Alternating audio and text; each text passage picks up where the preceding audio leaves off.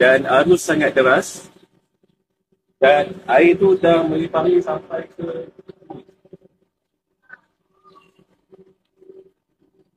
air memang sudah melimpahi sampai ke sini, ke sini. Dan pada ketika itu saya dah tak tahu nak cakap apa. Syukur pada Allah, saya berterima kasih kepada Allah. Dengan izin Allah, saya azan. Sebab saya dah tengok air dah nak melimpahi masuk ke dalam rumah. Dengan izin Allah, saya azan. Dekat sini, saya menghadap kiblat, saya azan kepada Allah. Ya Allah, Allahu Akbar, Allahu Akbar. Sampai habis. Dan saya dapati air tak masuk langsung. Selepas itu air tak masuk langsung ke dalam rumah. Air hanya dia lalu saja. Walaupun arus deras, tapi dia hanya lalu saja. Dia tak ada masuk ke dalam rumah. Saya sangat bersyukur pada Allah. Allah Maha Baik. Sebab saya dalam keadaan macam ni dapat ingat pada Allah. Susah senang dapat ingat pada Allah. Assalamualaikum warahmatullahi wabarakatuh. Walaupun baru-baru ini dalam musibah banjir tu banyak diceritakan dalam Facebook, dalam Instagram, dalam YouTube, dalam TikTok pun banyak orang duk kongsi kejadian-kejadian pelik. Kejadian-kejadian pelik ataupun peristiwa-peristiwa yang diceritakan oleh mangsa-mangsa banjir ini berlaku di hadapan mata kepala mereka sendiri. Iaitu kejadian yang tak pernah mereka tengok, tak pernah mereka sangka ini semua boleh berlaku. Apa antaranya? Iaitu peristiwa di mana ada sebuah mushaf Al-Quran yang ditemui masih dalam keadaan elok, masih dalam keadaan terpelihara. Maknanya padahal kalau ikutkan rumah orang tersebut ataupun tuan rumah tu, dia ceritakan rumah dia tu memang tenggelam, parah tinggi jugalah. Kalau kata frame tu, setengah frame tu parah air yang naik tu. Tetapi dengan kekuasaan Allah Subhanahu Wa Taala, apa yang berlaku ialah dia punya mushaf Quran tu, maknanya kalau dah frame tu dah tinggi, mushaf Quran tu mungkin kedudukannya diletakkan pada bawah sikit lah atau rendah sikit. Ya Allah, isi dalam tu masih lagi terpelihara, isi dalam tu masih elok lagi, isi dalam masih elok lagi. Jadi dia menjadikan satu benda yang membuka mata ramai orang lah. Kan, bahawa macam mana patutnya kalau dah ditenggelami air dengan isi dalam semua habis basah. Tengoklah berapa banyak 2 juta buku dekat section berapa di Shah Alam tu. Habis semua ditenggelami air dan terpaksa dilupuskan. Dah rosak habis dah buku. Jadi bayangkanlah mushaf Al-Quran walaupun dalam banjir tapi isi dalam masih lagi terpelihara. Bagi saya lah, peristiwa tu memang peristiwa yang agak ganjil dan ianya tidak mustahil bagi Allah Subhanahu Wa Taala untuk nak menjadikan benda itu satu benda yang tidak lagi mustahil dan tidak lagi pelik.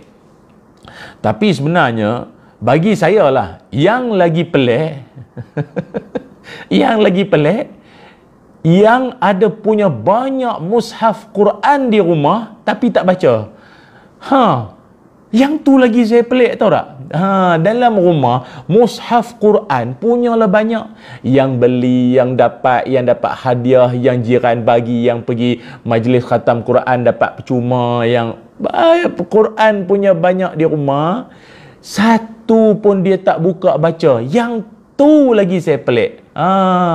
Padahal Allah Subhanahu Wa Taala telah pun sebutkan dalam Quran bahawa auzubillahi minasyaitonirrajim wa nazzalna 'alaikal kitaba tibyanan likulli syai', dan kami turunkan kepadamu Al-Quran untuk menjelaskan segala sesuatu. Surah An-Nahl ayat 89. Allah Ta'ala turunkan Quran dalam tu menjelaskan semua benda dah. Tapi kalian semua masih duk cari sumber-sumber lain lagi. Tak buka Quran, tak berasa nak baca Quran. La ilaha illallah. Jadi apa ni?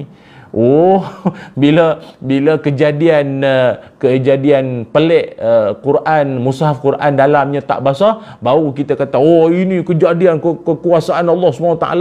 Bagus. Maknanya kita ada satu jentikan rasa dalam hati akan kebesaran kekuasaan Allah Azza wa Jalla. Tapi dalam masa yang sama, tidakkah kita pelik bahawa selama ini Allah Subhanahu wa taala telah menghidangkan kepada kita dalam Quran, punyalah banyak ayat-ayat, punyalah banyak cerita dan iktibar dan nasihat yang cukup menginsafkan kita, tapi kita tak baca. Mana lagi pelik? Mana lagi pelik? Mushaf Quran yang ditenggelami banjir tapi tak basah, atau rumah penuh dengan mushaf Quran tapi tak baca. Mana lagi pelik? Allahu Akbar. Ya Allah, kan? Sebab itu tuan-puan, sahabat-sahabat penonton yang dirahmati Allah sekalian, ini adalah satu benda yang menjentik kesedaran kita bersama. Yang pelik kejadian tu satu hal lah, tapi yang lagi pelik muhasabah kita terhadap Quran. Allah Subhanahu wa taala juga ada berfirman dalam Quran, a'udzubillahi minasyaitonirrajim, afala yatadabbaruna al-Qur'ana am ala qulubin aqfaluha.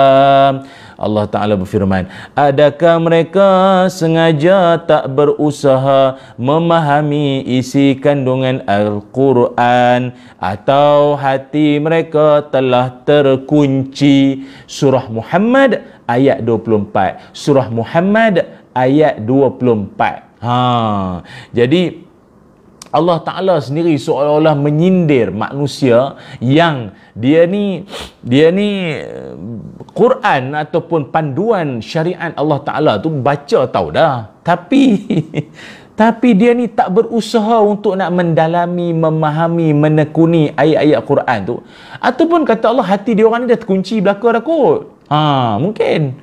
Jadi ini pun satu teguran yang patut kita kena rasa pelik sungguh. Quran baca, fahamnya tidak, tak cuba untuk mendalami dan memahami ayat Quran pula. Dan guru-guru, ustazah ramai, guru-guru Quran kita tak rujuk. Tak pergi tanya, minta panduan, minta pandangan, minta penjelasan tentang ayat ini. Itu kan lagi bagus kalau macam tu. Ataupun dalam ayat yang lain, Allah Subhanahu wa taala merakamkan kebimbangan Rasulullah sallallahu alaihi wasallam. Allah Taala berfirman, a'udzubillahi minasyaitonirrajim, wa qala ar-rasulu ya rabbi inna qaumi ittakhadhu hadzal qur'ana mahjura. Berkata Rasul, wahai Tuhanku, sesungguhnya kaumku telah menjadikan Al-Quran satu perlembagaan yang ditinggalkan, tak diguna pakai. Surah Furqan ayat 30. Surah Furqan ayat 30. Daripada ayat ini pun kata para alim ulama menceritakan bahawa Al-Quran ini akan ada manusia yang akan tinggalkan ia. Mahjura, ditinggalkan. Quran tu akan ditinggalkan dalam bentuk atau dalam keadaan yang macam mana? Pertama sekali, Quran itu ditinggalkan dari sudut bacaan. Ditinggalkan dari sudut bacaan, dah tak dibaca lagi dah. Tunggu Ramadan Tunggu Ramadan baru nak buka baca. Tak pun ada orang kata bila ada orang meninggal, baru nak baca Yasin, tu pun tak tahulah baca tajwidnya entah ke mana. Satu. Yang kedua, Quran itu ditinggalkan dari sudut kefahaman. Ditinggalkan dari sudut apa? Kefahaman. Baca tapi tak faham apa. Maaf cakaplah.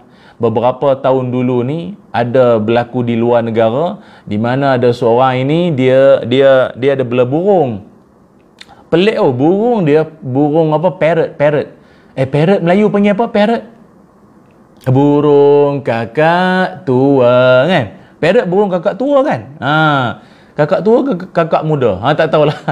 Dia burung tu dia boleh baca Quran, baca surah Fatihah. Alhamdulillahirabbil alamin, Ar-Rahmanir-Rahim, Maliki Yaumiddin, sampai habis dia baca. Orang rakam viral. Dan orang mengkaji macam mana burung ni boleh baca surah Fatihah. Rupa-rupanya yang menyebabkan burung tu boleh baca surah Fatihah tu bukannya burung tu pergi mengaji, belajar untuk guru. Mana? Rupanya tuan burung tu memang hari-hari duk baca Quran. Akhirnya parrot tu dia seolah-olah macam dia apa orang panggil? Dia record lah, dia terakam hari-hari dengar. Burung macam tu kan jenis kita ajuk dia boleh cakap balik. Selamat pagi. Assalamualaikum. Macam tu kan. Ustaz Ilyas. Dia boleh cakap balik. Jadi bayangkanlah orang tu hari-hari dia baca Quran, baca Fatihah lagi ya dia boleh apa tu, Allahumma salli ala Muhammad, dia boleh ulang balik.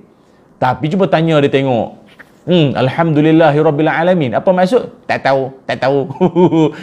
Jadi kalau kita setakat baca Quran, Fatihah ke apa-apa surah dalam Quran sekalipun, tapi kalau tak faham satu apa pun, paling tidak sekalipun, paling kata orang apa ya, paling rendah sekalipun, surah Fatihah pun tak tahu apa maksud, bertahun kita baca, sehari 17 kali baca tu pun tak tahu maksud apa, berat lah.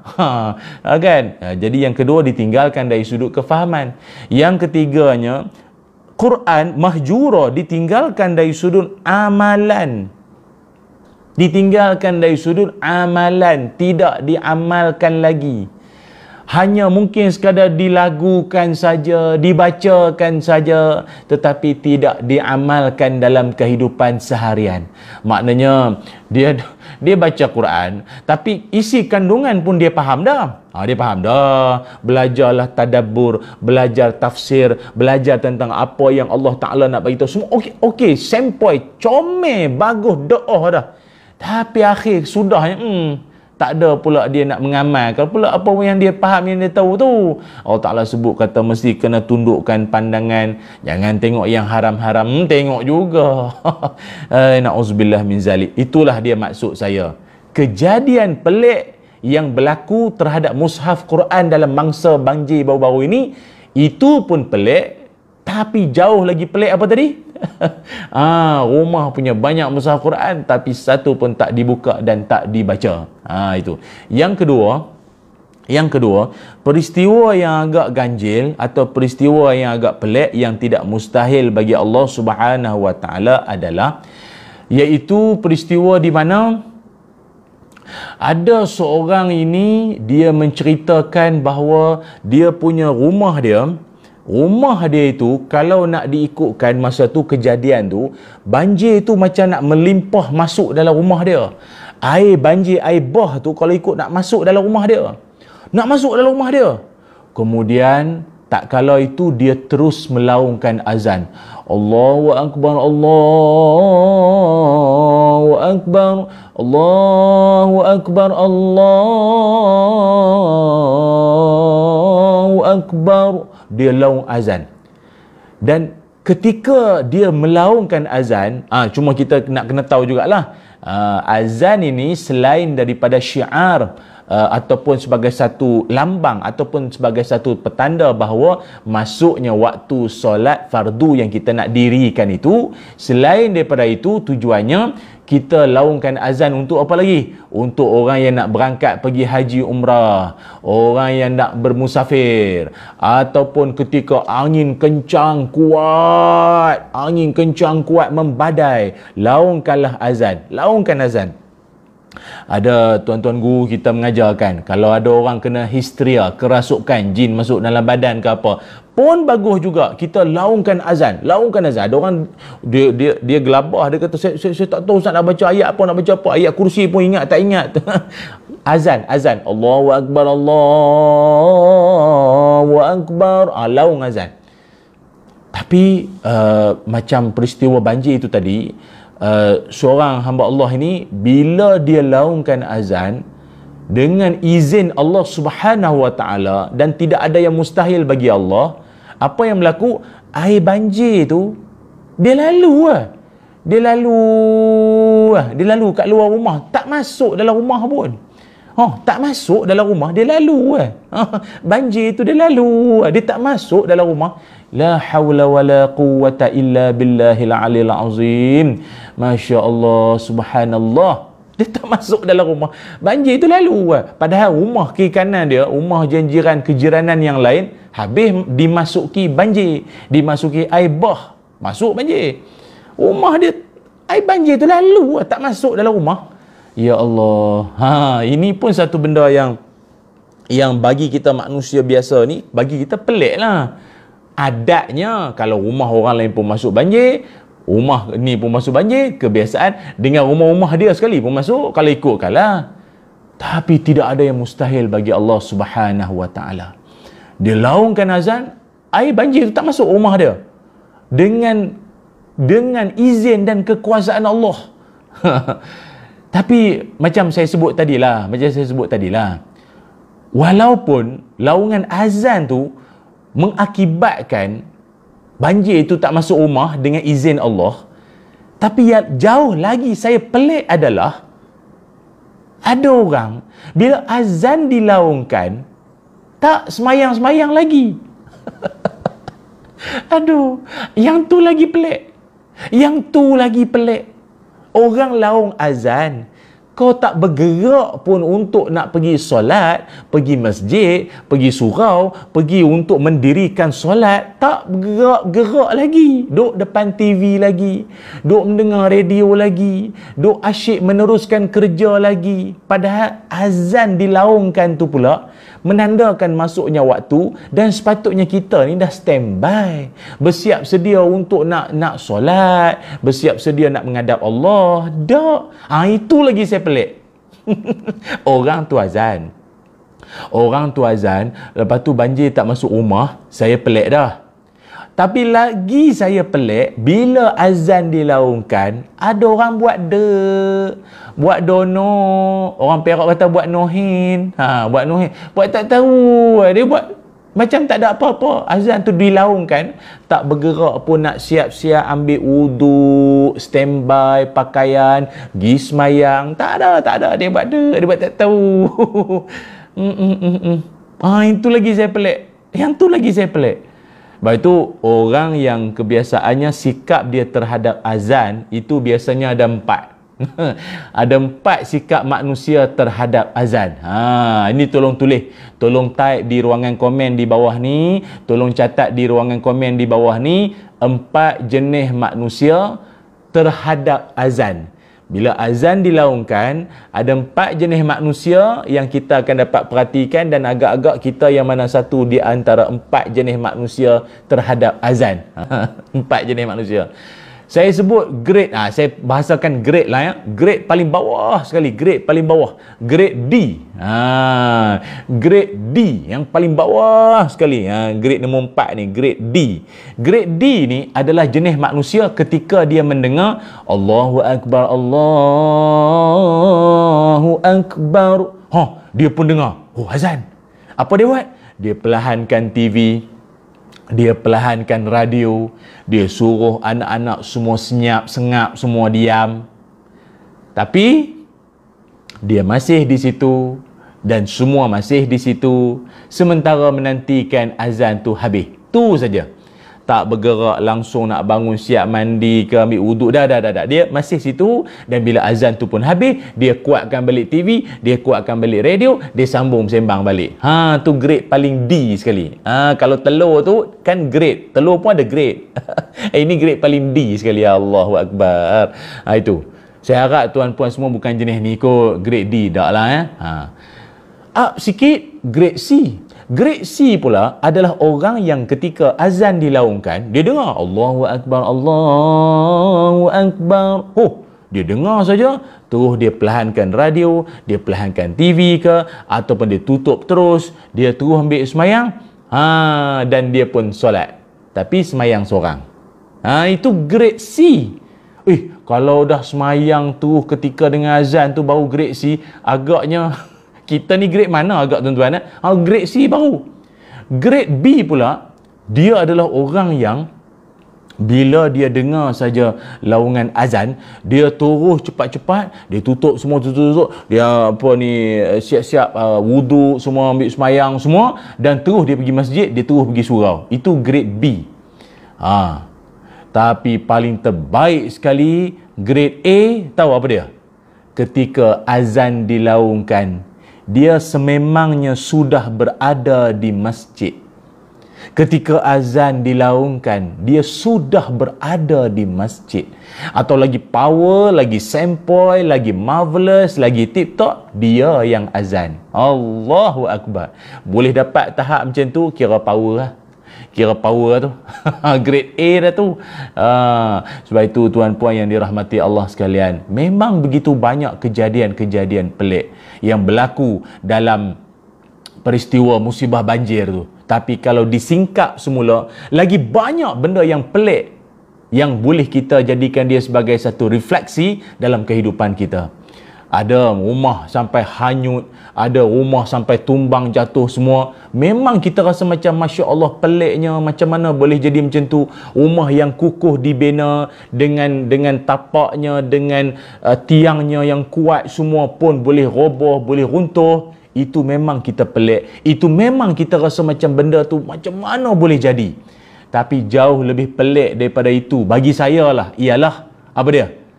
Ada orang dalam musibah banjir masih lagi menipu, masih lagi tidak segan silu untuk nak berbohong orang. Bayangkanlah, dengan musibah yang menimpa, sepatutnya dia lebih insaf. Patutnya dia lagi sedar diri. Janganlah buat benda-benda yang Tuhan larang. Dah dia menipu orang. Ada diceritakan rakan-rakan NGO kita, mari datang nak bagi sumbangan. Assalamualaikum makcik, nak bagi sumbangan. Makcik ni ada ke makanan ke, beras ke apa? Ada? Tak ada. Maju kata tak ada, apa pun tak ada. Tak ada siapa pun yang datang rumah makcik. Tak ada. Tipu. Rupanya makcik tu di belakang, di dapur rumah dia tu bertimbun-timbun beras bertimbun-timbun yang orang dah bagi. Rupa dia himpun, dia kumpul. Sila hari bulan boleh buka kedai runcit tu. Tapi tiap kali orang datang, itulah yang dia jawab, tak ada siapa bagi. Janganlah tipu. Patutnya kalau pun dah banyak sekalipun, orang datang nak bagi lagi, cakaplah. Cakap apa? Tak apa, rumah makcik dah banyak dah. Makcik cadang pergi rumah depan sana. Cuba pergi rumah sana pula, yang hujung tu. Dia tak dapat lagi. Akan bagus macam tu. Menipu pula. Lagilah Tuhan murka. Datangnya musibah ini, Allah nak menginsafkan kita. Nak menyedar kita, menjentik kita supaya beringatlah. Dia menipu pula. Itu lagi pelik bagi saya sebenarnya.